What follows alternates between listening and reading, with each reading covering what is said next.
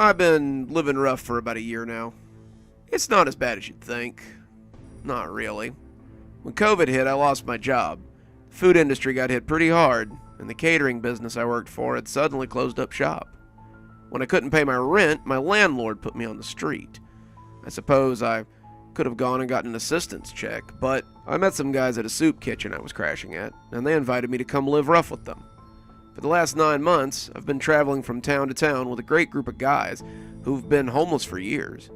I know this makes me sound like a tourist, but it's really not as bad as you'd think. I've been enjoying a freer lifestyle than I ever had before. I travel around with 4 guys, and they keep an eye on me, and I keep an eye on them. They call me Kid, and I'm lucky to have fallen in with them, all things told. Travis is a vet from Iraq who couldn't seem to live in an apartment after spending 6 months in an Iraqi prison. He's a rough guy, but very protective of his squad, which I guess is us now. Conley is more like a classic tramp. He's old enough to be my granddad and seems to get by mostly on panhandling. He can be real charming, and he's amiable enough, whether he's drunk or sober. He's more than happy to share what he makes with the rest of us, too. Then, of course, there's John. Of the 3, I think John is the one I like the best. He reminds me of my dad somehow. He's tall and thin with bushy eyebrows and a thick salt and pepper beard. He works as a handyman sometimes to make money, and he seems more than content to keep a protective eye on all of us. Despite Conley being 15 years older than him, you can tell that he thinks of all of us as his kids. He was very protective of us, and I spent many nights around a campfire with the 3 of them. John was always at the head of the fire, like a father at his table, and we often told stories as we hunkered around our camp.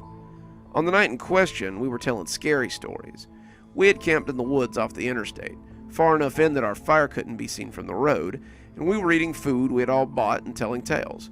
Conley was talking about a ghost story he had heard in Denver, and Travis told us about a ghost soldier spotted around the barracks he was assigned to in Iraq. I told one of my many creepypastas I'd read during my other life, and finally we looked to John. John was eating quietly through it all, and now seemed intent on continuing his dinner. "Your turn, Dad," I said, using the teasing nickname I had fixed on him. "I don't really like to tell stories," he said, and his voice had a hollow tone to it as he busied himself with his can of stew. "Come on, John," said Conley, already sounding like his dinner was affecting him. "We all told a story. Now it's your turn." I was sitting next to John at his right hand, and I saw him darken a little as Conley prodded at him. "Easy, Conley. If John doesn't want to tell a story, then he doesn't have to." "Fine. You guys want a story? I got a story for you." John sounded a little mad, and Conley raised his hands in a placating way as he told him it was fine. "It's a great story. I think you'll love it. Gather up, kids. It's a real doozy." He reached over and took the bottle of rot gut from Conley, taking a deep swig before he started. He sounded flustered, out of sorts, and I kind of didn't want him to tell it now. Clearly something was going on here that was outside the norm, and I was afraid of what might happen after his story was told. Want it or not, though, John began. "It was midnight, just like tonight. The August wind was creeping in from the east, cold and hungry, as the 2 boys sat around their campfire, munching their dinner of beans. They didn't have the luxury of a home or a hearth, only having the other in this world. Their parents had cast them out, not having enough money to feed them any longer, and the 2 boys had been riding the rails, seeking their fortunes as they tried to make it day by day. The 2 boys had managed to beg enough for a can of beans, and as they sat around the fire, they listened to the bubbling inside as their stomachs growled and their mouths watered. They hadn't eaten in 3 days, you see, and the smell of them beans was enough to make them ravenous. They sat closer to the fire, basking in the smell of the cooking beans, and that's when they heard the cry. The 2 huddled close to the fire, shuddering as the howl glided up between the trees.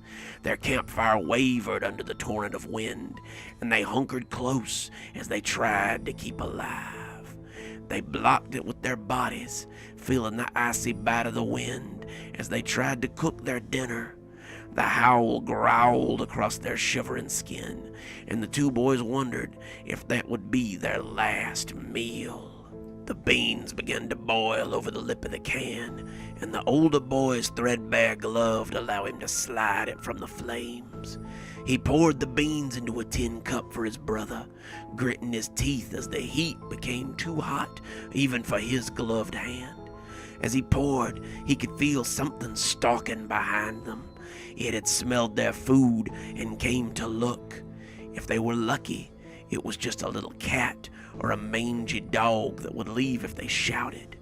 If they weren't, then the older boy would stand against it while the brother ran. Either way, the two would eat a few mouthfuls of beans before they died. He wrapped his scarf around the can gingerly, holding it by the tatty garment as he tipped the scalding beans into his mouth. They burned his tongue and blistered his throat, but his hunger was too great to wait. His brother moaned in pain as he did the same, the two of them feeding their bodies as the scalding food nourished them. And all the while, the beast howled and stalked behind them. Neither boy looked into the dark woods. They knew that something stalked them, that something wanted them desperately, but they thought that if they ignored it, it might just pass them by. As it moved around them, the oldest could see that it was like a dog. It capered about on all fours, its teeth bone white as it grinned at them. It stalked their little fire, circling the pair 3 times before stopping. It stood between the two, its arrow-shaped head pushed in close. The two boys ate, trying to ignore it, not wanting to see it and hoping it would just go away.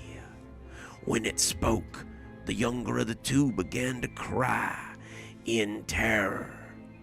You come into my woods, bring your destructive fire, and then you don't even offer me a proper gift.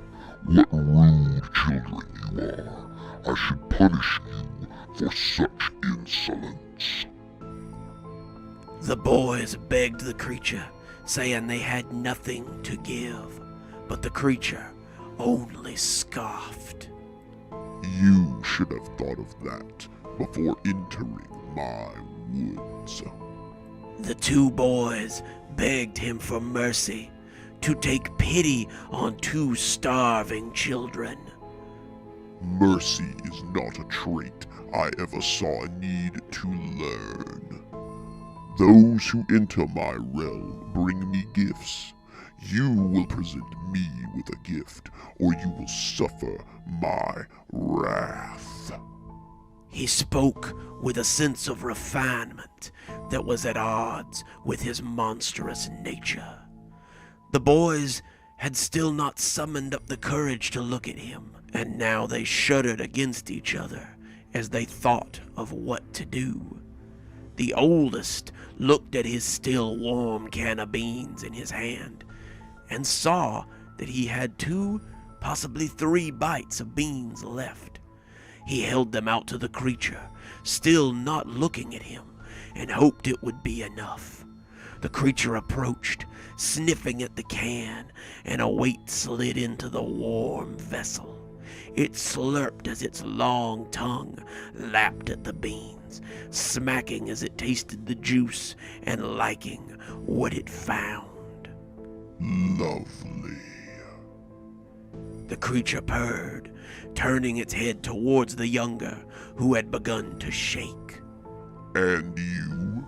Share with me what is in your cup, little one, and you might be allowed to live through the night.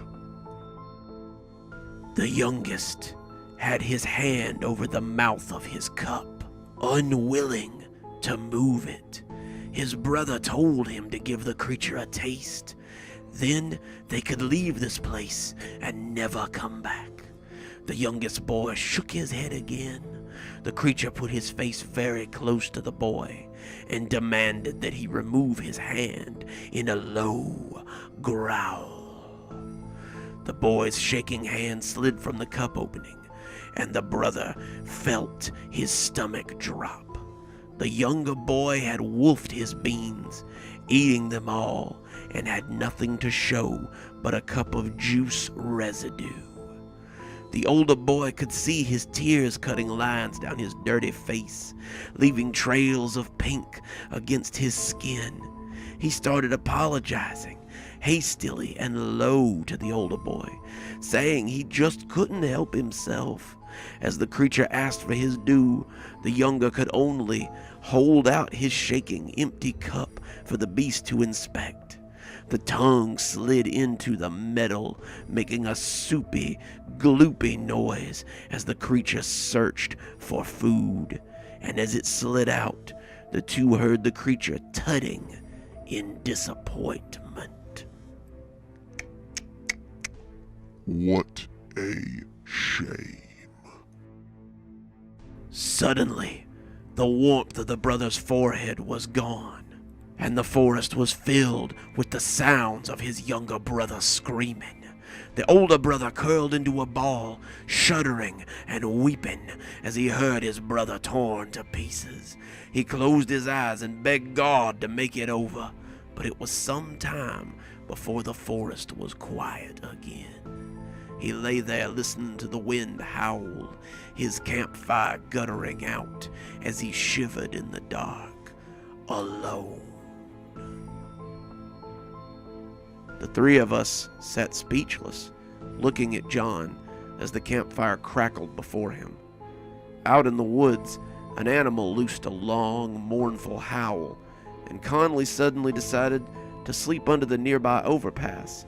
"It's chilly, but at least I won't get ate up by no beast." Travis agreed, and the two grabbed their stuff and moved on. "Better go join them," John said, poking at the fire as he looked into the flames. "Sounds like an old friend is looking for his due."